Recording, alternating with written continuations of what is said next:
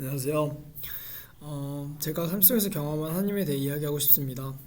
그리고 또 제가 생각하는 삶이 예배가 되는 방법에 대해 이야기하고 싶습니다. 저는 모태신앙 가정으로 태어나 어릴 적부터 교회를 다녔습니다.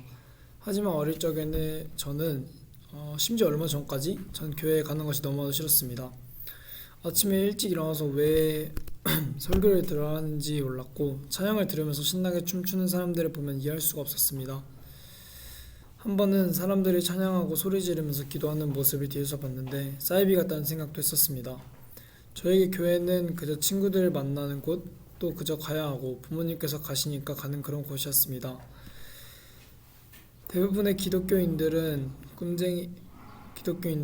그리고 또 꿈쟁이들은 일주일 중 예배를 드리는 시간, 축제 기간 등에만 신앙적으로 잠시 뜨거웠다가 시간이 지나면 다시 일상으로 들어가는 사람들이 대부분입니다. 저는 그런 모습을 보면서 기독교인들이 너무나도 위선적이라고 생각했습니다. 하지만 정말 위선적인 사람은 그 누구도 아닌 바로 저 자신이었습니다. 전 기독교인을 이해하지는 못했지만 제가 힘들고 어려울 때면 항상 주님을 찾았습니다. 저도 모르는 사이에 하나님을 의지하고 있었고 하나님의 존재를 인정하고 있었습니다. 제가 어릴 적 정말 간절히 기도한 적이 있습니다. 시간이 흘러 나중에 보니 그 기도는 이루어졌습니다. 하지만 감사하지는 못할 말지언정 전 주님을 원망했습니다. 왜 그때는 내 기도를 들어주지 않았냐고, 그때 기도를 들어줬으면 상처받지 않았을 거라고, 이미 힘든 건 다 지나갔는데 왜 이제 와서 들어주면 뭔 소용이냐고 계속 주님을 원망했었습니다. 하지만 만약에 그 기도가 더 일찍 이루어졌다면 지금의 전 없을 것입니다. 하나님의 계획은 저희가 생각하는 것보다 더 크고 엄청납니다. 그렇기에 하나님께서 저희 기도를 늦게 들어주신 게 아니라 하나님께서 생각하시는 가장 적절한 시기에 들어주신 것입니다. 하나님을 만난다는 것은 꼭 하나님의 음성을 듣거나 삶에서 기적 같은 일이 벌어지는 것은 아닙니다. 어쩌면 저처럼 이미 만나 주셨는데 모르는 것일 수도 있습니다. 이런 사고방식을 깰 수 있었는 데는 캐나다의 힘이 컸습니다. 캐나다에서 설교 방식이 한국의 설교 방식과는 조금 달랐습니다. 기적 같은 내용을 중심으로 하기보다는 삶에서 경험한 하나님의 모습을 중심으로 했기에 전 제가 가지고 있던 사고방식을 깰 수 있었습니다. 제가 찾은 성경 구절을 읽어드리겠습니다. 마태복음 17절 20절 말씀입니다. 가라사대 너희 믿음이 적은 연고니라 진실로 너희에게 이르노니 너희가 만일 믿음이 한 겨자씨만큼만 있으면 이 산을 명하여 여기서 저기로 옮기라 하여도 옮길 것이요 또 너희가 못할 것이 없으리니 믿음이 부족한 저희입니다. 믿음이 부족한 저희입니다.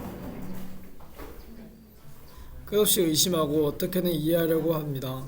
하지만 제가 경험한 하나님을 이해하려 하면 안 됩니다. 제가 경험한 하나님은 이해하려 하면 안 됩니다. 인간으로서는 이해할 수 없고 이해하려 하면 안 됩니다. 그냥 믿어야 합니다. 모든 이야기를 이해하려는 것이 아니라 믿음으로 믿어야 합니다. 어떻게 보면 단순해져야 합니다. 복잡하게 전부 다 이해하려는 것이 아니라 그냥 단순하게 하나님을 믿고 하나님을 사랑해야 합니다. 주님은 간접적으로나 직접적으로나 항상 저희를 만나주십니다. 그것을 깨닫는 것은 저희가 할 일입니다. 여기까지가 제가 삶에서 경험한 하나님입니다. 어떻게 하면 삶의 예배가 될 수 있을까에 대한 저의 고민, 제가 고민하던 저가 내린 결론은 이렇습니다. 저희는 당장의 내일도 심지어는 한시 앞도 예측할 수 없는 인간에 불과합니다. 그런 저희가 할 수 있는 것은 무엇이 있을까요? 제 생각은 이렇습니다. 그저 오늘 하루를 열심히 믿고 오늘 내가 할 수 있는 모든 일에 최선을 다해 작은 일부터 실천하는 것입니다. 제가 생각한 작은 일은 큐티와 기도였습니다. 이런 생각을 갖기 전에는 큐티 시간에 딴짓만 하기 일쑤였습니다.